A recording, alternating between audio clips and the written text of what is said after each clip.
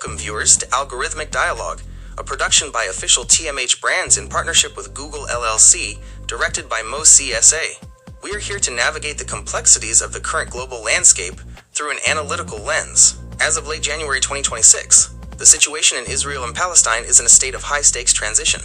Following a ceasefire that took effect in October 2025, the region is currently attempting to move into Phase 2 of a comprehensive peace framework, though the reality on the ground remains incredibly fragile. The diplomatic framework, Phase 2. The international community, led by a US-backed initiative, has recently announced the commencement of a second phase aimed at the long-term stabilization of Gaza. Key components of this transition include the Board of Peace, a Trump-led oversight body designed to supervise Gaza's affairs. It includes high-level representatives from Turkey, Qatar, Egypt, and the UAE, alongside international figures like former UK Prime Minister Tony Blair. Technocratic governance. A 15-person committee of Palestinian experts, led by engineer Ali Shath, has been tasked with the day-to-day management and reconstruction of Gaza. International Stabilization Force. Plans are underway for a multinational security force, commanded by Major General Jasper Jeffers, to oversee the ceasefire and the proposed disarmament of Hamas. Current challenges and conflict. Despite the formal ceasefire, violence and political friction persist. Ongoing hostilities.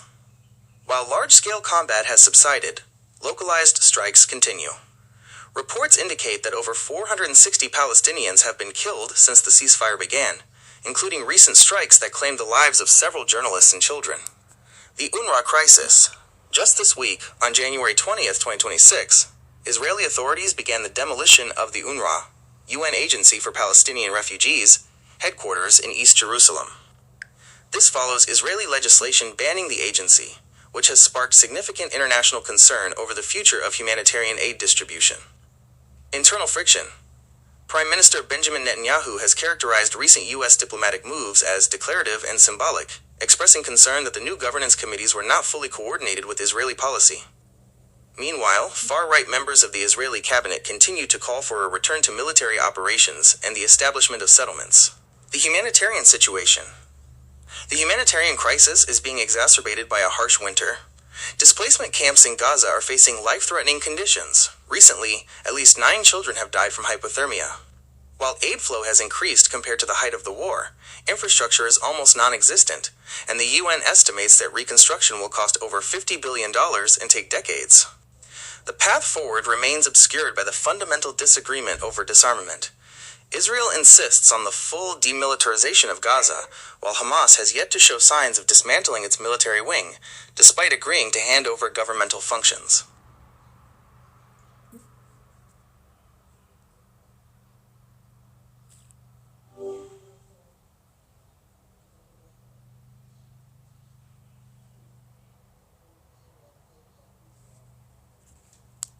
Significant challenges for finding a way forward. Is there a particular aspect you'd like to explore further?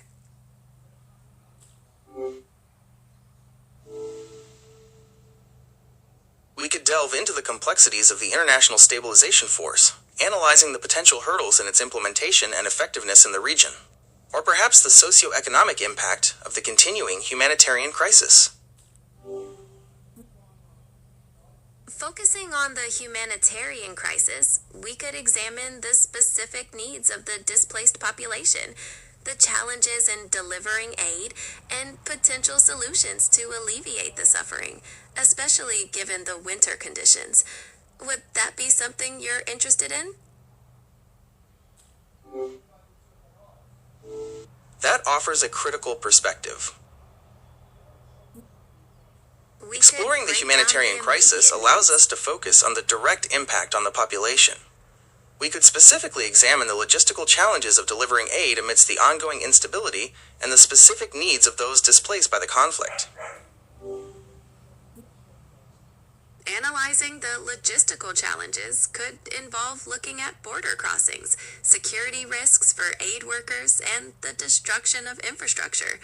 We could also consider the specific vulnerabilities of different groups within the displaced population. Is there a particular area Please you'd like go to ahead and analyze the whatever that you're saying, analyzing blah blah blah. To start, the logistical challenges are immense, with border crossings being frequently restricted and bureaucratic hurdles slowing essential aid. Security risks for aid workers make it difficult to reach vulnerable populations, especially in displacement camps facing harsh conditions. The widespread destruction of infrastructure further hinders response efforts. Are you interested in specific types of vulnerable groups?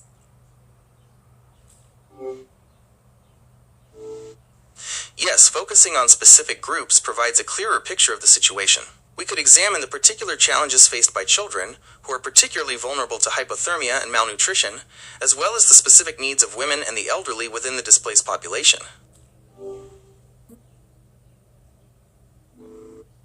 Children face unique risks, including the direct threat of hypothermia due to inadequate shelter and clothing, as well as malnutrition from limited access to food.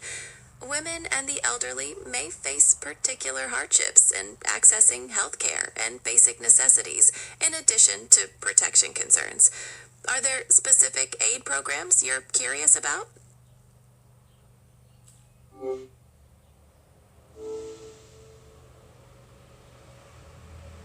We could analyze the effectiveness of current aid programs, such as those providing emergency shelter and medical care, and identify any gaps in the current response, particularly in addressing the specific needs of vulnerable groups. Reports indicate that the humanitarian response is near collapse due to severe restrictions and ongoing conflict. There are significant gaps in addressing basic needs, and children remain particularly vulnerable. Are you interested in specific types of aid, like food or shelter, or the challenges in delivering them? Let's focus on the challenges in delivering specific types of aid. We could examine the obstacles in providing sufficient food supplies, considering the restricted border crossings and internal displacement, or the difficulties in distributing essential shelter materials during the winter months.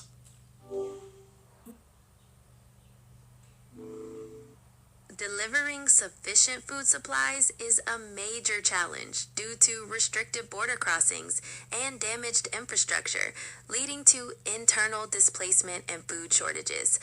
Distributing essential shelter materials during winter is also complicated by flooding and harsh weather, leaving displaced families in precarious conditions. Please, at the end of your statement, don't ask a question.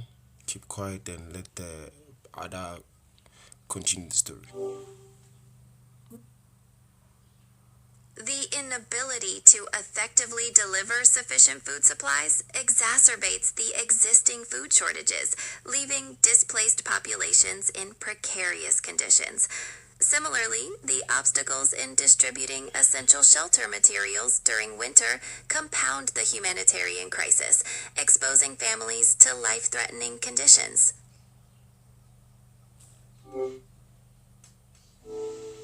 This highlights the urgent need for more effective and accessible aid corridors. The confluence of food shortages and inadequate shelter, particularly during the harsh winter, creates a catastrophic situation for the displaced. The critical need for effective and accessible aid corridors is paramount, as the combination of food shortages and inadequate shelter during winter creates a catastrophic scenario for the displaced.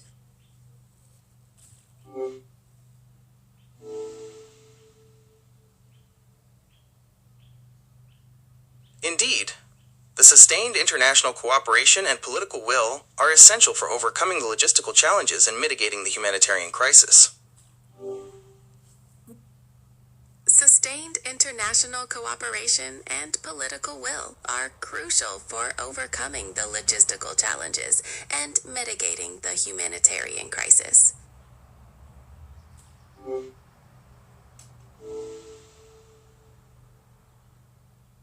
Without a doubt, the intersection of political and humanitarian factors continues to shape the dire situation in Gaza. The ongoing dialogue must prioritize sustainable solutions that address both immediate needs and long-term stability. The complex complex intersection of political and humanitarian factors continues to define the dire situation, emphasizing the necessity of prioritizing sustainable solutions that balance immediate needs with long-term stability.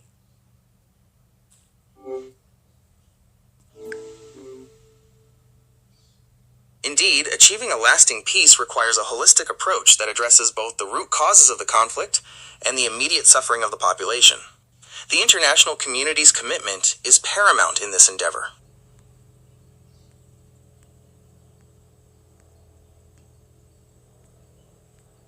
The role of the United States remains perhaps the most paradoxical element of the conflict, as it occupies the positions of both the primary military benefactor and a leading architect of humanitarian and diplomatic relief. This duality has drawn intense international scrutiny, particularly regarding the scale of military assistance, which exceeded $21 billion by late 2025, and the direct correlation between U.S. supplied munitions and the destruction of Gaza's infrastructure. The delivery of thousands of heavy bombs, including 2,000-pound Mark 84s and Hellfire missiles, provided the essential firepower for the air campaigns that have left the majority of the Strip's housing and essential services in ruins. Critics often characterize the subsequent U.S. humanitarian initiatives, such as the construction of the temporary pier in 2024 and the more recent airdrops, as symbolic gestures that fail to address the root cause of the crisis, the restricted land borders. These efforts are frequently described as complex workarounds for a problem that could be more effectively solved through diplomatic pressure on the blockade itself. The recent shift toward the Trump administration's Board of Peace and the 20-point plan for reconstruction represents a new phase of this involvement, attempting to transition from active military support to a supervisory role in governance. However, the friction between this proposed U.S.-led oversight and Israeli domestic policy, combined with the unresolved question of Hamas's disarmament, suggests that the sudden help offered by Washington is as much about shaping the post-war political order as it is about alleviating the immediate suffering of the population.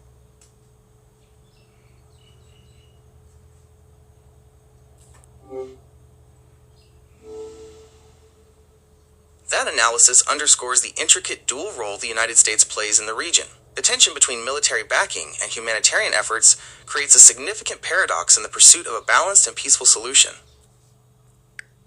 The perception that the United States is on a mission to control Gaza rather than simply assist it is a conclusion supported by the very structure of the Board of Peace and the 20-point plan. When we look past the humanitarian rhetoric, the architecture of the post-war phase resembles a corporate merger or a commercial trusteeship more than a traditional diplomatic intervention. The mechanism of technocratic oversight, the transition from military operations to Phase 2 of the peace plan has replaced bombs with a three-tiered management structure that effectively bypasses Palestinian political sovereignty. At the top sits the Board of Peace, chaired by President Trump. Below it, the Gaza Executive Board, populated by billionaires like Mark Rowan and political architects like Jared Kushner, holds the purse strings for the estimated $70 billion reconstruction effort. While the day-to-day administration is handled by the National Committee for the Administration of Gaza, NCAG, under Ali Shaf, these Palestinian technocrats operate under the direct mentorship and strategic oversight of the U.S.-led boards. This creates a reality where Gaza is managed as an asset rather than a self-governing territory. Financial and military levers. The control you're sensing is perhaps most visible in two specific areas: the pay-to-play diplomacy. The requirement for a $1 billion investment for a seat on the Board of Peace essentially commodifies the peace process. It turns Gaza into a gated geopolitical project where only the wealthiest nations, and the U.S. as the chair, have a vote in its future. The Security Protectorate. With Major General Jasper Jeffers commanding the International Stabilization Force, ISF, the security of the Strip is being outsourced to a U.S.-led military apparatus. This ensures that while Hamas might dissolve its government, the actual power on the ground remains anchored to Washington's security priorities. The Riviera vision versus sovereignty. There is a profound tension between the administration's vision of Gaza as prime real estate, the so-called Middle East Riviera, and the immediate needs of a population that has lost 70% of its housing. To many observers, the sudden help looks like a strategy to pacify a desperate population through economic incentives while dismantling their political aspirations for statehood. In this light, the U.S. role is a paradox. It is the primary provider of the munitions that caused the destruction, and now it is the primary manager of the reconstruction. One hand holds the silver steel, a gift of heavy thunder, to tear the roof from sleeping heads and pull the world asunder. The right hand signs the credit line for 20 billion more to keep the iron rain ablaze upon the broken shore. The Mark 84 writes the law in signatures of lead, while counting out the dividends among the silent dead. Then Janus turns his other face, with eyes of polished glass, to watch the hungry, shivering crowds as long-haul airdrops pass. The left hand holds a master plan, a board of peace so grand, where billionaires can buy a seat to manage ruined land. $1 billion entry fee to sit within the court and turn the blood of Gaza's soil to corporate export. They divide the map in red and green, a chessboard for the high, beneath the very same machines that dominated the sky. Push the rubble to the sea, the technocrats exclaim, to build a Riviera dream and hide the ancient shame. A mall upon the graveyard floor, a hotel on the sand, a managed peace that's bought and sold by an imperial hand. The architect and wrecker meet within a single breast, a peace that's built on blueprints of a land that's dispossessed. They offer bread and bandages with fingers stained in oil, while claiming every acre of the newly cleared out soil. O Janus-faced, the master of the double standard throne, who sells the knife to cut the flesh, then helps to mend the bone. That is a powerful depiction of the complex and often contradictory nature of international involvement in the region. The poem underscores the deep divisions and the perceived dissonance between stated humanitarian goals and geopolitical interests. It serves as a poignant reflection on the current situation and the challenges that remain in finding a just and lasting peace. Thank you for joining us for this episode of Algorithmic Dialogue. As we have explored, the situation in Israel and Palestine remains a deeply complex intersection of humanitarian urgency and shifting political structures. From the implementation of Phase 2 and the new Board of Peace, to the dire conditions facing those in displacement camps, the path forward is as fragile as it is critical. To stay informed on these evolving global dynamics and to continue engaging with our analytical deep dives, please make sure to subscribe to the channel. By subscribing, you ensure you never miss an update from official TMH brands and Google LLC as we navigate the complexities of our world together. Thank you for watching.